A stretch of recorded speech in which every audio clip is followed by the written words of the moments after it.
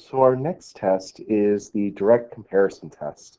Um, and one thing that's going to come up a lot in these comparison tests that we're going to be looking at here is that our series must have no negative terms.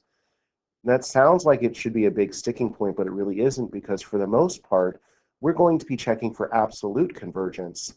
In other words, we're testing the series on we're testing the absolute value of the series. So the absolute values will force these to always have positive terms, or I should say non-negative terms.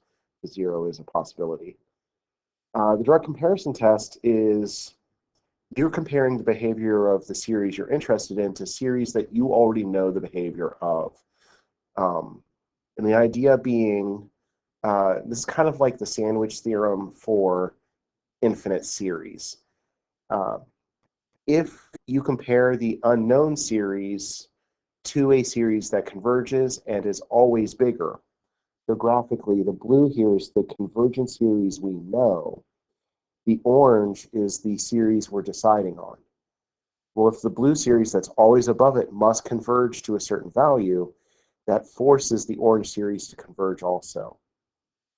Relatedly, if I have a series I know diverges, that's here in this the red graph, so it's going off to positive infinity, and I know that my orange series, the one I'm interested in, is always bigger, then it's going to be forced to diverge as well by the red series below it.